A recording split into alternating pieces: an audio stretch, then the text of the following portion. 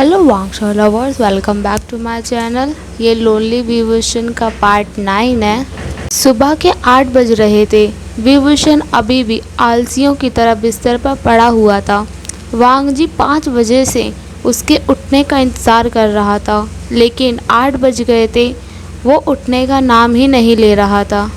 वांग जी भी थक गया था उसका इंतज़ार करते करते। वह उसके पास जाता है, उसके सिरहाने बैठता है और उसके बालों में अपने फिंगर्स को टिंगल करते हुए कहता है, माय लव, उठ जाओ, आज हमारी शादी है, प्रिपरेशन नहीं करनी क्या? वांग जी से शादी की बात सुनकर वो बहुत ज़्यादा ही खुश हो गया था। एकदम से वांग जी के सामने उठ के बैठ जाता है और कहता है, आज हमारी शादी है, आज हम दोनों शादी करने वाले हैं। लांजन, हम दोनों हमेशा हमेशा के लिए एक हो जाएंगे। मैं बहुत बहुत बहुत ज़्यादा ही एक्साइटेड हूँ आज के लिए। वहीं हड़बड़ाहट में बिस्तर से उतर रहा था। वह उतरते टाइम बस गिरने ही वाला था कि वांग जी उसे तुरंत उसकी कमर से थाम लेता है और उसके इन हरकतों पर स्माइल करते हुए कहता है, शादी रात को 10 बजे है और तुम इतने ज़्यादा एक्साइटेड हो रहे हो कि तुम ठीक से खड़े भी नहीं हो पा रहे। विहिंग वांग जी की तरफ मुड़ता है और अपनी बनी से स्माइल पास करते हुए कहता है, तो क्या हुआ अगर रात को शादी है? प्रिपरेशन तो बहुत सारी करनी है ना, घर को भी सजाना है, मेहमानों को भी बुलाना है और तो और काफ़ी सारी प्रिपरेशन है, हमें कपड़े लेने भी जाना है। वांग जी भी उसे स्माइल पास करता है और कहता है, पहले तुम नहा लो, फिर हम ब्रेकफास्ट कर लेते हैं, फिर साथ में सारी प्रिपरेशन करने लगेंगे। विहिंग हूँ में आंसर करते हुए उछलते कूदते बाथरूम की तरफ जाने लग जाता है। वांग जी उसे देखकर बस स्माइल ही करता रह जाता है। कुछ देर के बाद वांग जी किचन की तरफ बढ़ जाता है और ब्रेकफास्ट तैयार करता है। अब करीब 9 बज गए थे। दोनों ने ब्रेकफास्ट कर लिया था। दोनों अपनी शादी की प्रिपरेशन में जुड़ गए थे। वांग जी घर से बाहर था। विहिंग हॉल में ही फुल एक्साइटमेंट में चिल्लाते हुए कहता है, लांजान, मैं सोंग जियान और यूविन को इनवाइट करने के लिए जा रहा हूँ। वांग जी हाँ में आंसर करता है और अपने काम में लग जाता है। विहिंग फिर कहता है, मैं वहीं से फ्लावर, फ्रूट्स एसेट्रा जो कुछ भी लगता है मैं वो सब कुछ भी वहीं से ले आऊँगा और मैं यूविन से कहूँगा कि वो मेरी हेल्प करे और सोंग जियांग को तो मजबूरन मेरी हेल्प करनी ही पड़ेगी, उसे मैं यूं ही नहीं छोड़ने वाला। विहिंग सोचते हुए घर से बाहर आ जाता है और वांग जी के सामने खड़ा हो जाता है और कहता है, हम नए कपड़े कैसे लेंगे, कौन से कलर के लेंगे? वांग जी कहता है, मैं हूँ ना, मुझ पे छोड़ दो, मैं टाउन जाता हूँ, वहाँ से हम दोनों के लिए न्यू क्लोथ बाय करके लाता हूँ। विहिंग सडनली बोल देता है, एक नया बेड भी। वांग जी विहिंग की तरफ टर्न होता है और एक स्ट्रेंज और कन्फ्यूज़न लुक देते हुए कहता है, नया बेड किस लिए? हमारे घर में, हमारे रूम में एक already king size double bed है, तो नया बेड की क्या ज़रूरत है? विहिंग वांग जी को टीज़ करते हुए कहता है, वो तो आज रात को ही टूट जाएगा ना, तो हमें तो एक कल के लिए नया बेड की ज़रूरत पड़ेगी ही। विहिंग का फेस तो ब्लश कर रहा था, लेकिन वांग जी का फेस शॉक और स्ट्रेंज लुक की वजह से पूरा रेड होता जा रहा था। वह तो इससे ज़्यादा तो वह एम्बैरस फील कर रहा था कि विहिंग के मुंह में जो आता है बस सब कुछ बोल देता है बिना कुछ सोचे समझे। वांग जी स्माइल करते हुए और ब्लश करते हुए कहता है, शेमलेस। विहिंग और भी ज़ोर ज़ोर से हंसने लग जाता है। वांग जी वहाँ से जाने लग जाता है और कहता है, तुमने मुझे जो कुछ भी बताया है वो मैं लेके आता हूँ और तुम्हें इन्फॉर्म करता हूँ। विहिंग तो बस स्माइल किए जा रहा था और जिससे वांग जी और भी ज़्यादा एम्बैरस फील कर रहा था। कुछ देर में ही दोनों के रास्ते अलग हो गए थे। वांग जी टाउन की तरफ निकल जाता है और विहिंग लोटस टाउन की तरफ, सोंग जियान और यूविन के पास। विहिंग बहुत ज़्यादा खुश था जब वह लोटस टाउन पहुंचा था, लेकिन जो वहां पे वह देखता है उससे उसका हैप्पी वाला मूड पूरी तरीके से गुस्से में बदल जाता है। वह देखता है एक पेड़ के नीचे सोंग जियांग बैठा हुआ था। वह बहुत ज़्यादा ही ब्लश कर रहा था। उसके साथ और कोई नहीं, वांग हाओ शुआन था जो उसका लवर था। सॉन्ग जियांग के साथ वांग हाओशुआन को देखकर विहिंग का मूड पूरी तरीके से गुस्से में आ जाता है। वह ज़ोर से चिल्लाता है, वांग हाओशुआन! एक सेकंड भी वह बर्बाद नहीं करता, अपनी फ्लूट को निकालता है और वांग हाओशुआन के ऊपर तुरंत एक अटैक कर देता है। वह अटैक बहुत ही ज़्यादा पावरफुल था, जिससे वांग हाओशुआन करीब 1 मीटर दूर जाके गिरता है। सॉन्ग जियांग फ्लूट को सुनते ही समझ गया था, लेकिन वांग हाओशुआन खुद को डिफेंड नहीं कर पाता। वो उसे अटैक झेलना ही पड़ गया था। वांग हाओशुआन की ऐसी हालत देखकर सॉन्ग जियांग शॉक में हो जाता है और वह चिल्लाता है, स्टॉप विहिंग, ऐसा मत करो। सॉन्ग जियांग अपनी सिचुएशन को समझाते हुए विहिंग से कहता है, वो और मैं अब लवर हैं। उसने मुझे अपना लव प्रूफ किया है, वह मुझे दोबारा हर्ट नहीं करेगा। विहिंग सॉन्ग जियांग को समझाने लग जाता है, लेकिन मुझे अभी भी इस पे शक है। इसकी शादी तो वांग जी के बड़े ब्रदर लैन सिचेन से होने वाली थी ना। वांग हाओशुआन उसे समझाने लग जाता है, मैं उससे प्यार नहीं करता, इस वजह से मैंने शादी के लिए मना कर दिया। जब वांग जी ने रिश्ता तोड़ दिया तो मैंने भी बात करके रिश्ता ख़त्म कर दिया। लेकिन वांग हाओशुआन विवुशन की इतनी ज़्यादा पावरफुल पावर को देखकर थोड़ा सा स्मर्क कर गया था और वह सोच रहा था, इसके पास इतनी ज़्यादा पावर कैसे आ गई। फिर भी वह विंग को स्माइल पास करता है। विंग के कानों में एक आवाज़ आ रही थी जो कह रहा था, बी गगा आप आ गए। यूविन बच्चों की तरह उछलते कूदते विंग के पास आता है और ज़ोर से उसके गले से चिपक जाता है। यूविन को बच्चों की तरह एक्ट करते हुए विंग ज़ोर ज़ोर से हंसने लग जाता है। विहिंग को हंसता देख यूविन की आंखों में आंसू आ जाते हैं और विहिंग उसे चुप कराने लग जाता है। बड़े बच्चे रोते नहीं हैं, बिग बेबी डोंट क्राई। वो तीनों घर के अंदर जाते हैं, साथ में बैठते हैं और फिर एक दूसरे का हालचाल पूछने के बाद विहिंग कहता है, आज रात को मेरी शादी है, मैं तुम सबको उसमें इनवाइट करने के लिए ही आया हूँ यहाँ पे। और वह स्पेशली सॉन्ग जियांग को टीज़ करते हुए कहता है, अगर किसी ने भी मेरी शादी को मिस किया तो वह उस पर्सन से कभी शादी नहीं कर पाएगा जिससे वो प्यार करता है।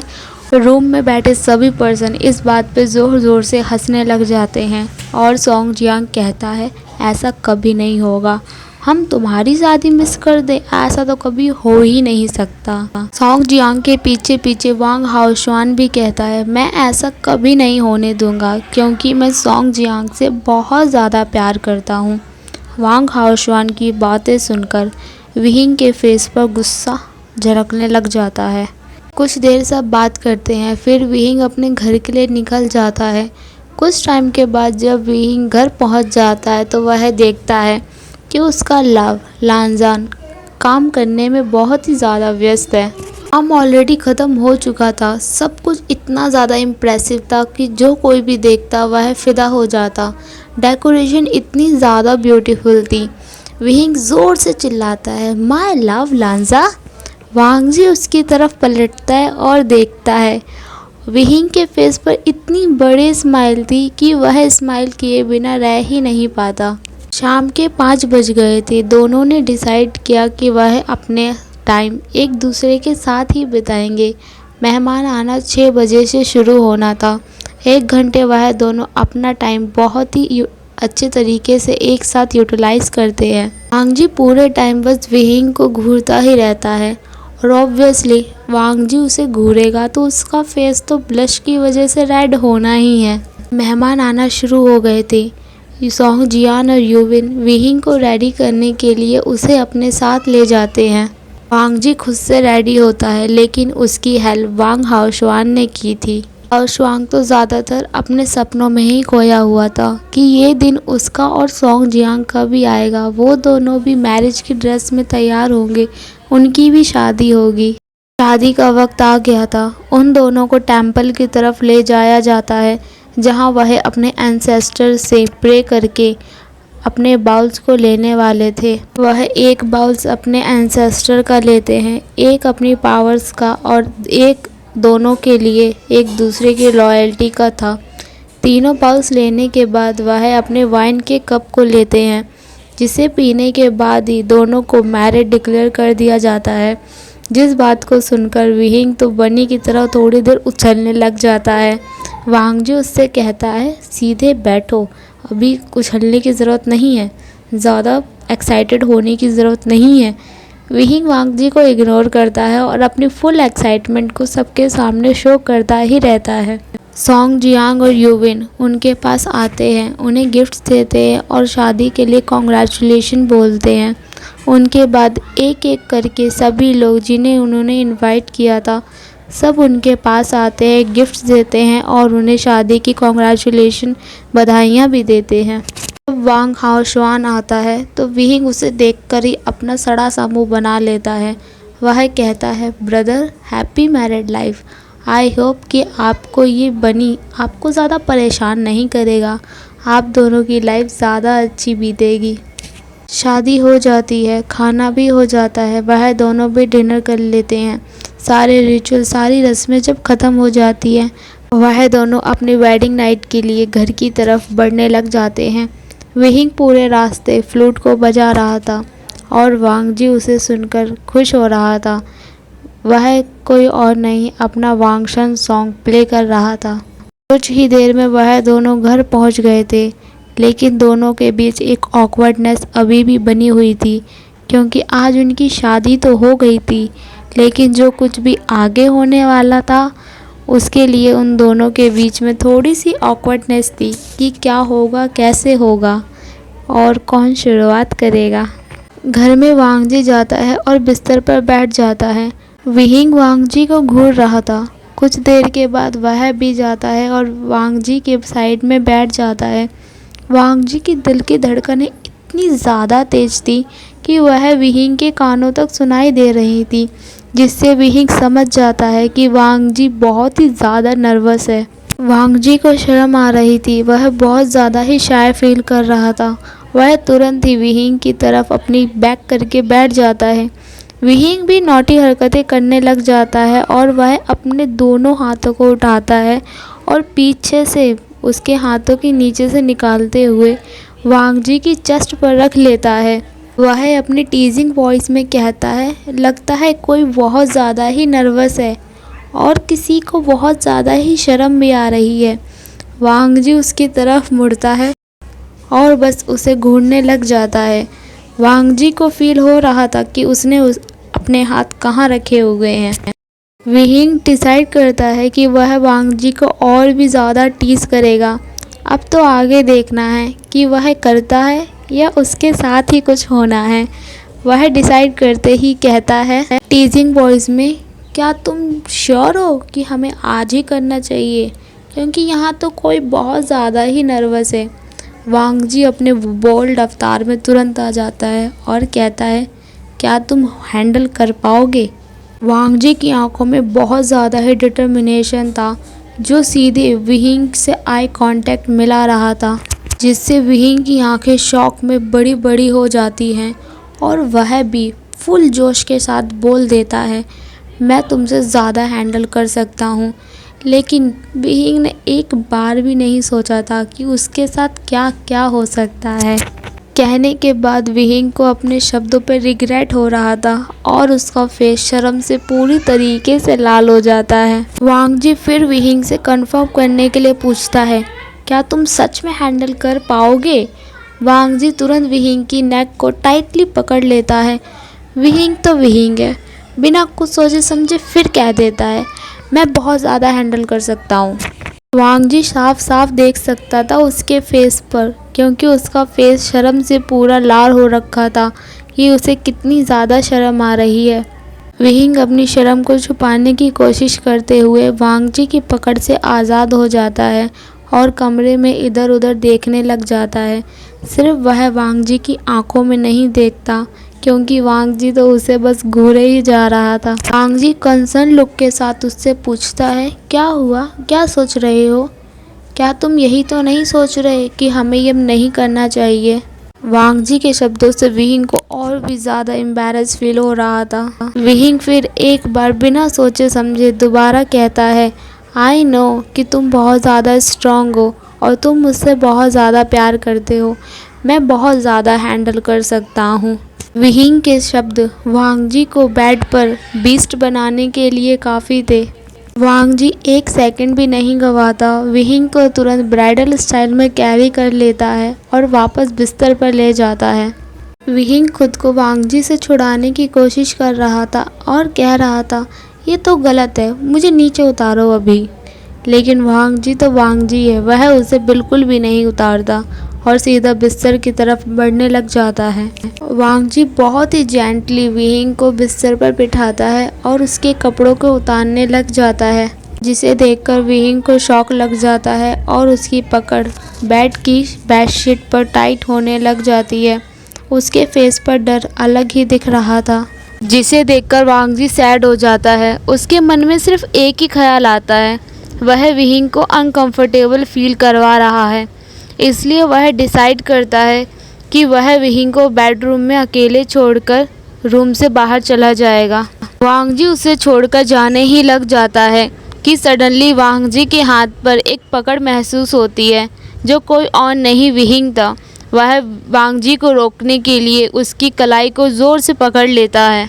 विहिंग वांग जी के सामने अपने डर को कन्फेस करने लग जाता है। आई एम सॉरी लांजान, मैं थोड़ा ज़्यादा ही डर रहा हूँ क्योंकि ये मेरा फर्स्ट टाइम है, इस वजह से मुझे थोड़ा सा ज़्यादा डर लग रहा है। प्लीज़ छोड़ के मत जाओ मुझे। वांग जी विहिंग को समझते हुए क्लियरली एक्सप्लेन करने लग जाता है, इट्स ओके, डोंट वरी, लेकिन तुम अनकंफर्टेबल फील मत करो। जब तुम चाहोगे तब हम करेंगे, लेकिन मैं तुम्हें इससे ज़्यादा अनकंफर्टेबल फील नहीं करवा सकता। विहिंग सडनली अपनी बनी वाली पर्सनालिटी में आ जाता है और ज़ोर ज़ोर से हंसने लग जाता है। हाँ लंजा, किसने कहा हम नहीं कर सकते, हम 100% श्योर, हम आज ही करेंगे। वांग जी उसे बस देखता है लेकिन कुछ कहता नहीं है। हाँ में सर हिला देता है, लेकिन विहिंग देख पा रहा था वांग जी अभी भी सैड है।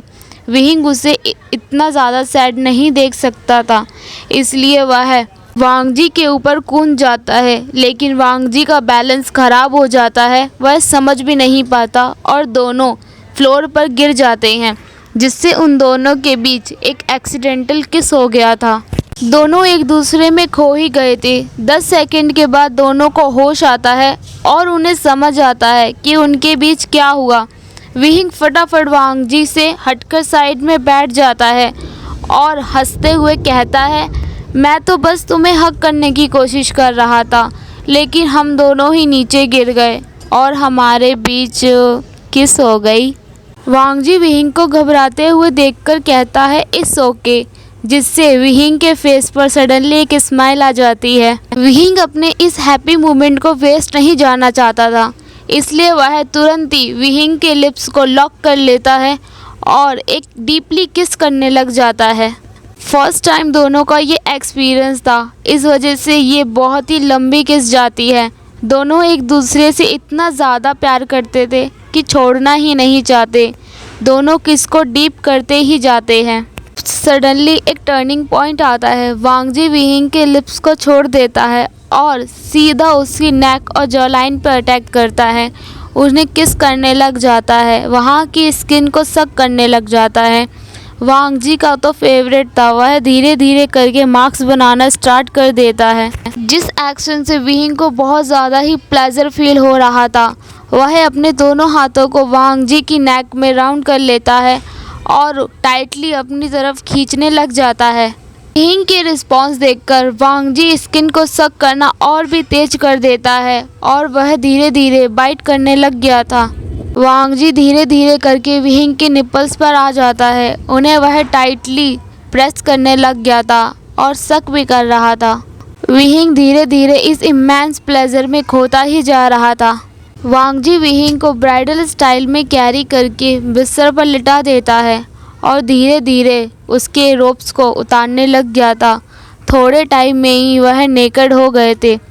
वांग जी विहिंग को इस तरीके से देखकर हार्ट फील करने लग गया था और वह विहिंग से परमिशन लेता है, क्या मैं कर सकता हूँ आगे। जब विहिंग वांग जी को परमिशन दे देता है, वांग जी विहिंग के फोरहेड पर किस करता है और अपना काम धीरे धीरे स्टार्ट करने लग जाता है। विहिंग को इतना ज़्यादा पेन होने लग गया था कि वह उसे सहन नहीं कर पा रहा था। वह वांग जी के चिल्ला रहा था कि प्लीज़ रुक जाओ प्लीज़, लेकिन वह रुकने को तैयार ही नहीं था। उसकी आंखों से आंसू बहने लग गए थे। वह ज़ोर से चिल्लाता है, Lanzhan it's my first time, please be gentle. तब जाके वांग जी थोड़ा रुकता है और विहिंग की आंखों से आंसुओं को देखकर उसे थोड़ा बुरा भी फील होता है। वांग जी विहिंग को एक लिप पर किस करता है और अपना काम दोबारा से स्टार्ट कर देता है, जिससे विहिंग को पेन के साथ साथ प्लेजर भी फील होने लग गया था। वह करीब 3 से 4 राउंड करते हैं और वांग जी थोड़ी देर के लिए रुक जाता है।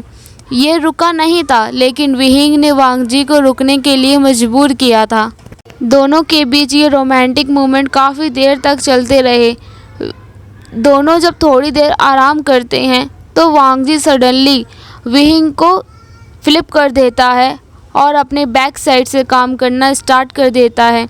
विहिंग वांग जी को रोकते हुए कहता है, बस भी करो, अभी तक तुम्हारा हुआ नहीं क्या, मुझे पेन हो रहा है। वांग जी उसे टीज करते हुए कहता है, किसी ने मुझसे कहा था वो थोड़ा नहीं बल्कि बहुत बहुत ज़्यादा ही हैंडल कर सकता है, तो अब उसे हैंडल करना ही पड़ेगा जब तक मेरा हो नहीं जाता। विहिंग की आंखों से आंसू रुक ही नहीं रहे थे और वांग जी का बीस्ट मोड ओपन हो गया था। अब वह रुकने वाला नहीं था। वह धीरे धीरे विहिंग के साथ जेंटल भी नहीं रहता, उसके साथ बहुत ही रफ हो जाता है, जिससे विहिंग का पेन और भी ज़्यादा बढ़ गया था। बैक साइड से भी 3-4 राउंड करने के बाद वांग जी फाइनली सेटिस्फाई हो जाता है और विहिंग को अपनी बाहों में भर के सोने लग जाते हैं। उससे पहले वांग जी ने विहिंग को क्लीन किया था और वह दोनों पीसफुली सो जाते हैं। आफ्टर अ लॉन्ग नाइट विहिंग बहुत ही ज़्यादा थक गया था, लेकिन वांग जी बहुत ज़्यादा ही खुश था कि उसने उसके विहिंग को आज क्लेम कर दिया। अब उस पर कोई और हक नहीं जमा सकता, विहिंग सिर्फ और सिर्फ उसका है। नेक्स्ट डे 10 बज रहे थे। विहिंग एक बेबी की तरह अभी भी बिस्तर पर सो रहा था। वह बहुत ज़्यादा ही पेन में था। वांग जी उसके उठने का इंतज़ार कर रहा था।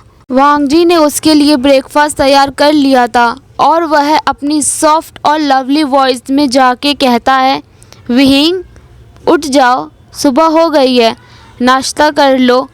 वांग जी की आवाज़ सुनकर विहिंग नहीं उठता, बल्कि बिस्तर पर ही रोल करने लग जाता है और कहता है, बस थोड़ी देर और।